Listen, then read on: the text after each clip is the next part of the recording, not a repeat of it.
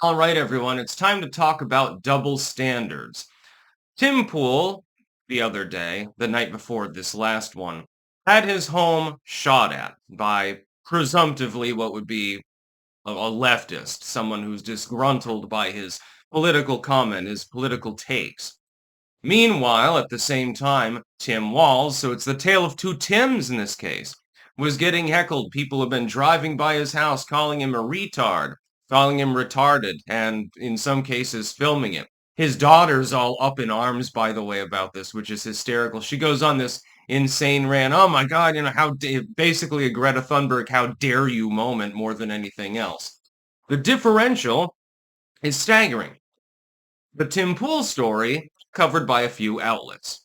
His home got shot at probably for political reasons. That was the left's response to what they perceive of as a provocation. The right wing perceives Tim Walz as a goofy cringe lord, and he gets called a retard on Thanksgiving by Donald Trump, and now people have made it into, I guess it's the holiday tradition this year is, driving by Tim Walz's house and insulting him. So let's look at the difference.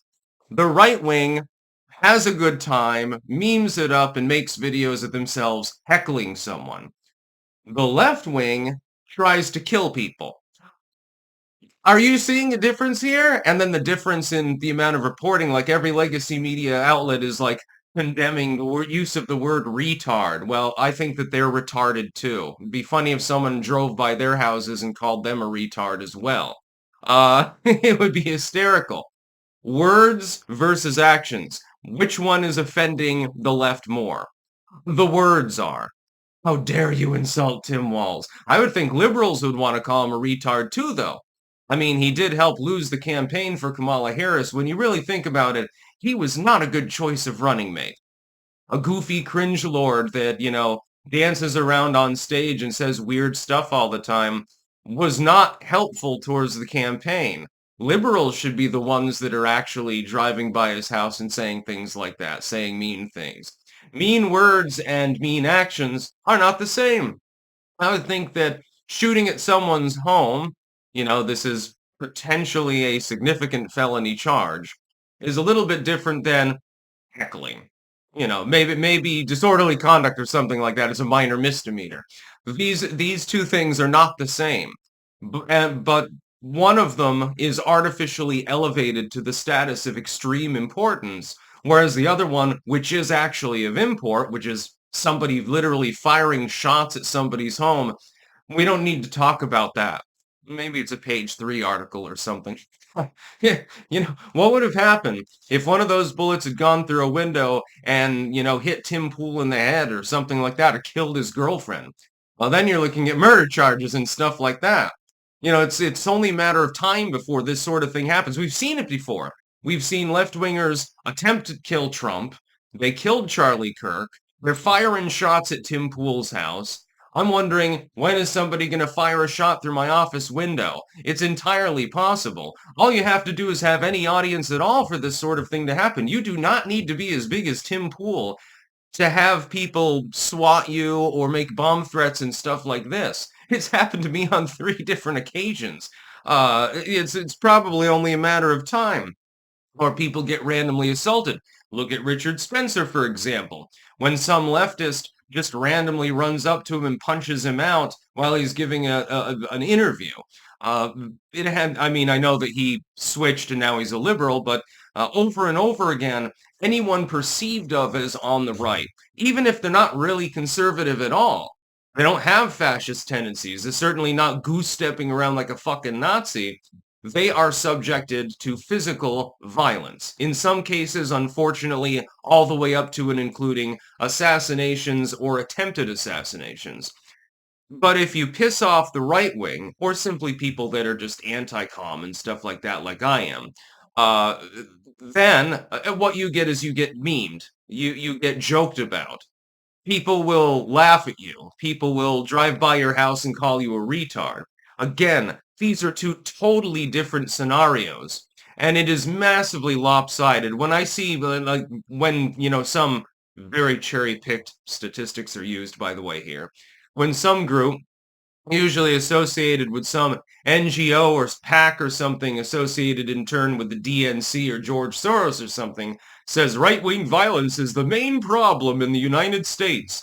The only way they can arrive at that conclusion, number one, is to lump in Islamo-fascist violence with the right wing simply because it's religiously motivated, because everyone knows religion of necessity is part of the conservative movement, I guess. There are a lot of Islamic conservatives out there.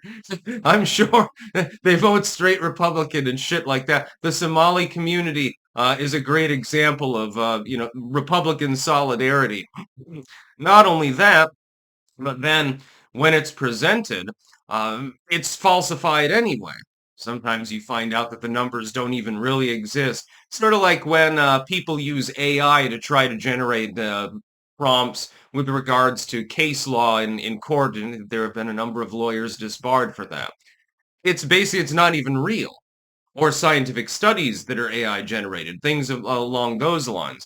This has become, by the way, a societal conversation. When we look at legacy media coverage of these two particular incidents, we see them effectively ignoring the fact that, again, a presumptive leftist decided to take shots at somebody's home because they didn't like their YouTube commentary versus a handful of people made, videos of them heckling somebody who ran for office. Two totally different things. Nobody's taken a shot at Tim Walz, although I do remember that time that, what was it? Oh yeah, that time that Kavanaugh had that dude outside of his home, planning to kill him, and that got memory hold fairly quickly. Nor do we hear much about Steve Scalise and the shooting there with the congressional baseball game in which a number of people were targeted. He almost died, actually. House whip, Steve Scalise. I don't know if he's still whip now. I believe he is, but I'm not 100% sure. Well, we don't hear about these things. They simply ignore them and memory hold them. They gaslight us and pretend they never happened. But it's a real big problem if Tim Walz gets insulted. Dude, go on the internet. You're going to be called far worse than that. If he's got such thin skin that he feels the need to complain about that in a press conference, and his daughter is so thin-skinned, she takes after her father, I suppose, that she goes on an angry online rant about the same thing on TikTok or whatever shitty site she was using. I think that that's a little bit, again, it's not the same. If somebody calls me a retard online, and trust me, it happens all the time, I chuckle at it. Because I find the word funny and I don't really care. Nobody's shooting at me. Nobody's trying to club me like a baby seal or anything like that. Get over it. Get over your stupid pride and just roll with the punches. Do what J.D. Vance did. People were calling him far worse than what they're calling Tim Walz. What does he do? He leans into it. He starts memeing it up with AI-generated images of him with kind of an afro and a big fat face and stuff like that. He found it funny. So you completely disarm your critics. Tim Walz should put a sign out on his front lawn saying, I'm a retard. Well, then that would disarm any possible criticism now, wouldn't it? But he's not intelligent enough to do that because he's retarded. That's about all. Peace out.